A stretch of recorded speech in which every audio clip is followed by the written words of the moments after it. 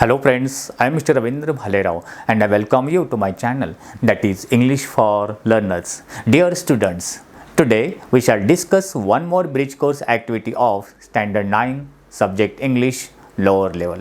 Dear students, in this activity again we shall discuss one of the creative writing, and that is story writing. How to write a story with the help of given points. So let's go. For this activity we have given the number, that is number 13, activity number 13. Which outcome or which skill will develop? तर विद्यार्थ्यांनो, तुमच्यामध्ये ही activity शिकल्यानंतर कोणती skill develop होणार आहे, आणि ती म्हणजे 1. To create imaginary story with fun. म्हणजे आपण एक काल्पनिक स्टोरी, मजेशीर स्टोरी क्रिएट करू शकतो. Next B. Learners able to develop story with the new ideas. तुम्ही तुमच्या कल्पनेने नवीन प्रकारची स्टोरी डेव्हलप करू शकता, तयार करू शकता. Next with linking ideas properly. आणि हे अशा प्रकारे स्टोरी क्रिएट करताना तुम्ही तुमच्या आयडियाज लिंक करू शकता, जोडू शकता. आता एक एक्झाम्पल आपण बघणार आहोत. But before watching this video, as usual I request you, don't forget to subscribe my channel. All right, let's go. चला तर आपण सुरुवात करूया. एक प्रॅक्टिकल स्टोरी बघूया. पण स्टोरीज बघण्या अगोदर some of the instructions are given for teachers, parents and facilitators as well as students. First of all we shall see the instruction for teachers and parents. टीचर्ससाठी काही इन्स्ट्रक्शन दिलेले आहेत ते बघूया. A. Ask to learners to find out what kinds of stories they know. टीचर्सनी विचारायचं आहे विद्यार्थ्यांना की त्यांना कोणकोणत्या प्रकारच्या स्टोरी माहिती आहेत. Next B. Tell them some good stories of same type. त्यांना जे माहिती आहे त्याच्या रिलेटेड काही स्टोरी त्यांना सांगायच्या आहेत. C. Use the gesture while telling the story. जेव्हा टीचर तुम्हाला स्टोरी सांगणार आहेत तेव्हा त्यांनी स्टोरी सांगताना चेहऱ्यावरील त्या स्टोरीच्या मिनिंगच्या अनुसार जेस्चर म्हणजे हावभाव आणायचे आहेत. D. Whenever needed use mother tongue. आणि जर गरज भासल्यास स्टोरी सांगताना आपल्या मातृभाषेचा यूज करू शकता. ओके. यूज माइंड म्हणजे एक मोनो ॲक्टिंग तुम्ही ते दाखवू शकता. नाव instruction for students. 1. Learners try to imagine simple stories to write in the beginning. To begin with ask learners to use simple ideas and write story.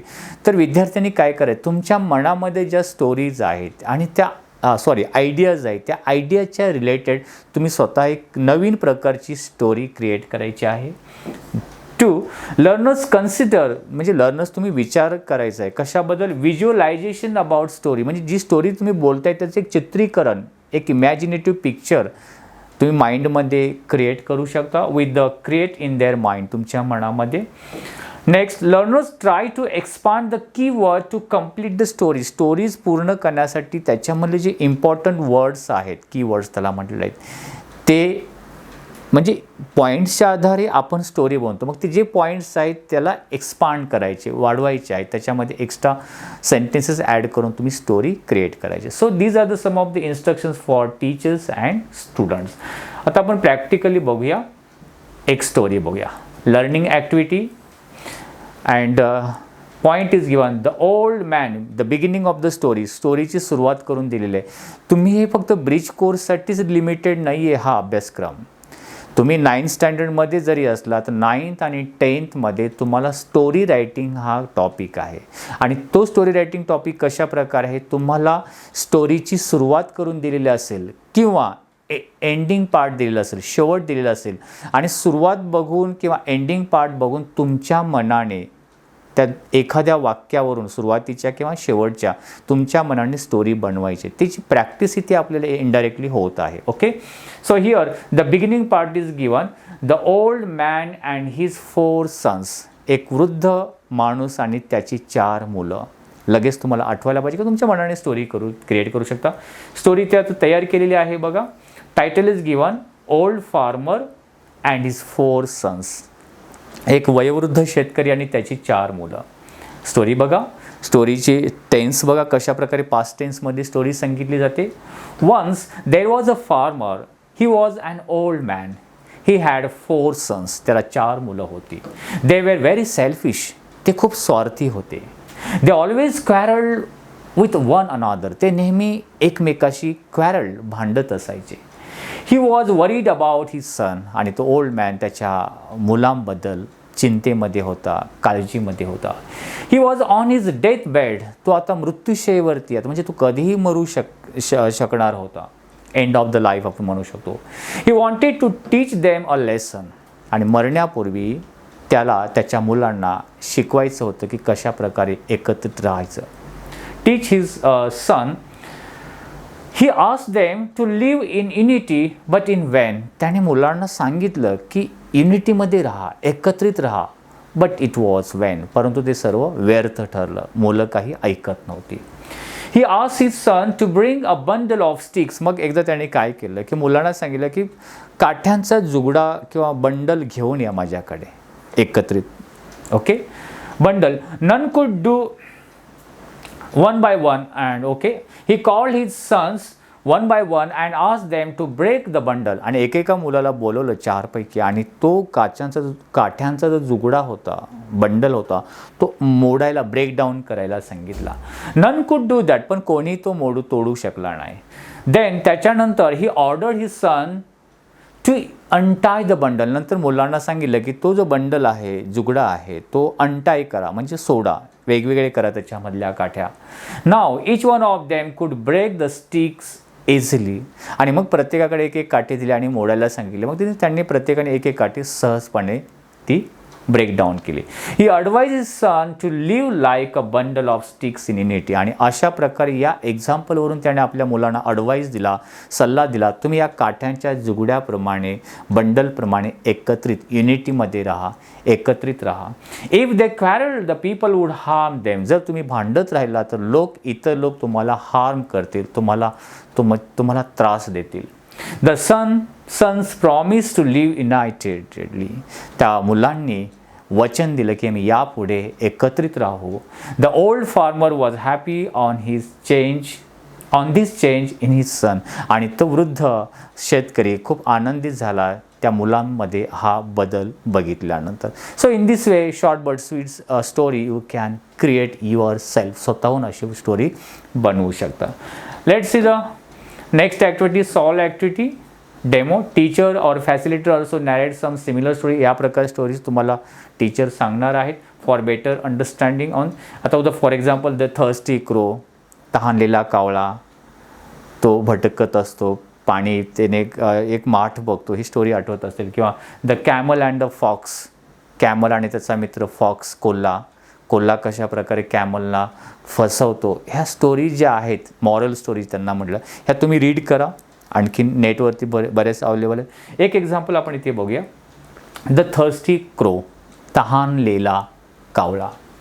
One hot day a thirsty crow flew all over the field looking for water, कडाक्याचं ऊन होतं आणि तहान लागलेला तो कावळा सर्वत्र पाण्याच्या शोधामध्ये फिरत होता, त्या शेतावरून, त्या पूर्ण फील्डवरून. He could not find any, पण कुठेच त्याला पाणी प्यायला मिळालं नाही. He felt very weak, almost lost all hope, तो खूप कमजोर झाला तहान लागल्यामुळे. त्याची अपेक्षा, इच्छा पूर्णपणे आता संपून गेलेली होती, कारण पाणी आता त्याला मिळालेलं नव्हतं. सडनली, परंतु अचानकपणे, ही सॉ अ वॉटर जग, एक पाण्याचा जग तो बघतो किंवा माठ बघतो, पॉट बघतो. बिलो द ट्री, त्या झाडाच्या खाली. He flew straight down to see if there was any water inside, तो सरळ वरून झाडावरून त्या माठावरती किंवा जगजवळ आला आणि पाणी आहे की नाही ते बघू लागला.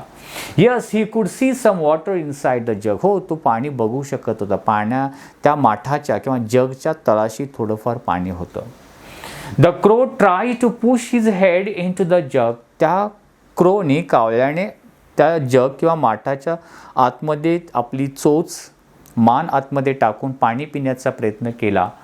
सॅडली, परंतु दुर्दैवाने, he found that the neck of the jug was too narrow, परंतु तो माठ किंवा त्या जगाचं जे तोंड होतं ते खूपच नॅरो, छोटंसं होतं. Okay, then he try to push the jug to tilt for the water to flow out, मग त्याने प्रयत्न केला तो जग आहे ना तो टिल्ट करण्याचा, थोडा बेंड करण्याचा, वाकवण्याचा, जेणेकरून पाणी बाजूला खाली येईल, फ्लोवरून खाली येईल, फ्लो करून. But the jug was too heavy, the crow thought, परंतु तो जग कसा होता, जड होता, त्याचं वजन जास्त होतं, तो असा बेंड करू शकला नाही किंवा हलवू शकला नाही. The crow thought hard for a while. त्या क्रोने कावळ्याने थोडा वेळ विचार केला की काय करायला पाहिजे की ते पाणी मी पिऊ शकेल, कारण तो खूप त्याला तहान लागलेली होती. देन लुकिंग अराउंड इट, त्याने आजूबाजूला बघितलं. He saw some pebbles. बाजूला काही खडे, पेबल्स म्हणजे जे नदीमध्ये ओढ्यामध्ये असे दगड गोटे असतात ना गुळगुळीत, त्यांना पेबल्स बोलतात. त्यांनी पेबल्स बघितले. One by one dropping each into the jug. ते पेबल चोचीने उचलून एक एक करून त्या जगमध्ये त्याने टाकले. As more and more payable filled the जग. आणि बरेच पेबल टाकल्यानंतर त्या पेबल्सने तो जग भरून गेला, तो माठ भरून गेला. The water level kept rising. आणि त्याबरोबर जेवढे जास्त टाकले पेबल्स आतमध्ये ती पाण्याची पातळी वरती आली. Soon it was high enough for the crow to drink. आणि एवढी पाणी वरती आले की तो सहजपणे पाणी चोच आतमध्ये बुडवून तो पाणी पिऊ शकला. His plan had work. त्याने जो प्लॅन केला, नियोजन केलं, तो कामी आला. Moral of the story, think and work hard. कोणतंही काम करण्याअगोदर विचार करा आणि परिश्रम करा. You may find solution to any problem. तरच तुम्ही कोणत्याही प्रॉब्लेमवरती सहजपणे सोल्युशन किंवा उपाय शोधू शकता. This is the moral of the story. So friends, I hope you might have liked this video. If you liked it, please share it, and if you have any suggestions for me, you can write in comment box. Wish you good day. Take care. Thank you very much.